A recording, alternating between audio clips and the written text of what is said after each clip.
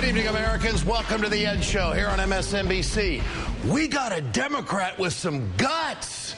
I'm a big fan of Congressman Alan Grayson, as in no gray area. He'll join us in just a moment for a conversation. But isn't it interesting how the Republicans are just so offended? They're kicking up dust over Grayson's comments. Grayson said the Republican health care plan is don't get sick, and if you do get sick, die quickly. He's relating to a lot of people. Now, when asked to apologize, this is a classic. This is how you apologize to the righties. Several Republicans asked me to apologize. Well, I would like to apologize. I would like to apologize to the dead. And here's why.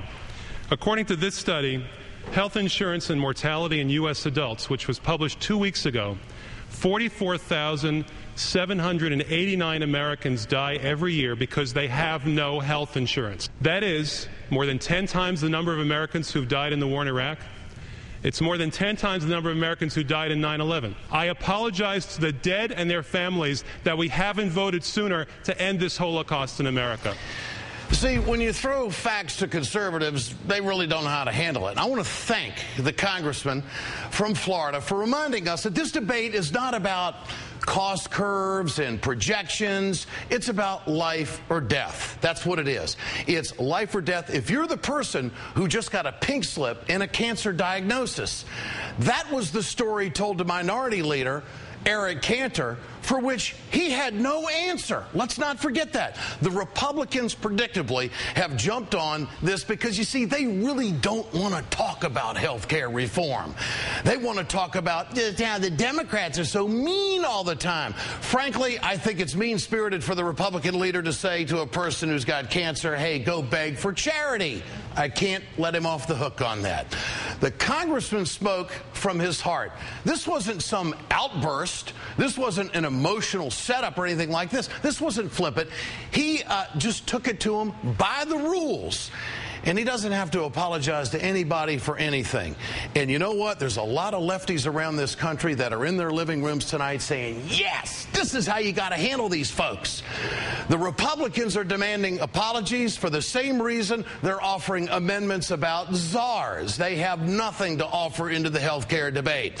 Well, joining us tonight is Congressman Alan Grayson, the new hero on the lefty block. Congressman, good to have you with us tonight. Thanks, Ed, and I'm a big fan of yours as well. I listen to you on satellite radio all the time. That's a free plug. It is. I appreciate that. That would be channel 167 on X. Let's be specific. All right. Congressman, do you take anything back? I mean, are we going to see more of this? Absolutely not. The people who should be apologizing, the Republicans, they're the ones who should apologize for dragging us all through the mud here while we're just trying to improve health care in America. That's all we're trying to do. Now, the thing I liked about it is that you had charts. I mean, this was planned out. You must have known that this was going to kick up a lot of dust. Did you fire and fire for effect? Listen, Ed, we've got to get past this point where everything is stalled, where the Republicans are winning just through inertia. We have a majority. We have to use it. We have to change America. That's the promise that President Obama made. We have to keep it. I agree with you on that. Congressman, I'm sure you're aware of how they're pushing back on you. The National Republican campaign has said this about you. They're going after your character, and I think they're trumping up a bunch of stuff. But here it is. This is an unstable man who has come unhinged, the depths of which Alan Grayson will sink to defend his indefensible comments know no bounds. This is an individual who has established a pathological pattern of unstable behavior. What's your response to that, Congressman? I mean, this is character assassination. What's your response to that? You know what my response is? Whatever. America is sick of you, Republican Party. You are a lie factory. That's all you ever do. Why don't you work together with the Democrats to solve America's problems instead of making stuff up? Well, they are making it up. Now, not to offend you in any way, but we did go back and check your background, and we did find out that you are a Harvard grad, correct? That's right. Okay, and you also worked with Judge Antonin Scalia, correct? Among others, yes. Along with Robert Bork, correct? Yes, and Judge Mikva, who was the President's counsel, and also Justice Ginsburg.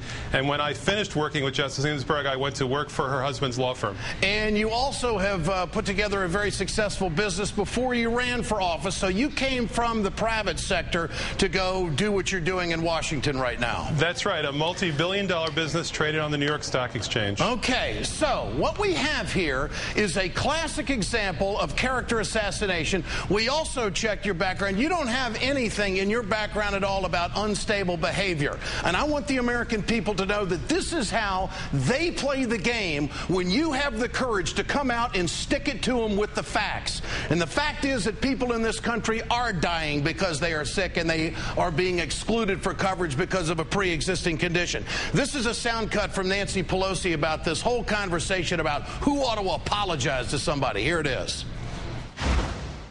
Apparently, Republicans are holding Democrats to a higher level than they hold their own members, because you've seen the statements that are regularly made by the Republicans on the floor about issues that relate to death. There's no more reason for Mr. Grayson to apologize than for, in other words, if anybody's going to apologize, everybody should apologize. You know, but let's just, you know, the point has been made. It's time for us to talk about health care. Typically, the Republicans would like to use this as a distraction from the fact that they have no plan. Congressman, I think you'll agree with all of that. I just want to know from you tonight, are you going to continue to be on the offensive and not back down? Because right now, on Liberal Talk Radio across America, you're the guy that people have been waiting for. I mean, we got some folks in the media that get after the righties, but you really stuck it to them. Is this going to continue? Just like you do every day on the radio, it sure will. These people are no-mongers. They've got no answers for anything. I said that 2 days ago, 48 hours ago. I said there is no Republican plan, and here it is 48 hours later, and there's still no Republican plan. And, Congressman, what do you say to those who are trying to develop the narrative that, oh, this Congressman Grayson, he's really going to be in a tough re-election bid next year, and he's doing this for attention and to get money and everything else? What's your response to that? My response is, if I have to choose between my job and saving the lives of 44,000 Americans a year, I know what my decision is. And the response you've gotten from Americans around the country has been very encouraging to your office? Overwhelmingly positive, and in fact, it is true that thousands of people have already contributed to our campaign just in the last 24 hours. Congressman, I can't work every day, but would you do my radio show one day when I'm gone? Because I got some pheasant hunting coming up, and I think they want to talk to you. Listen, you are the man. I'd love to do your show. Congressman, great to have you with us. Keep up the good fight. I love it when we get a Democrat that calls them out, because that's what this is all about. We need Democrats with guts. No doubt about it. Thank you, Congressman. Alan Grayson, Democrat from Florida.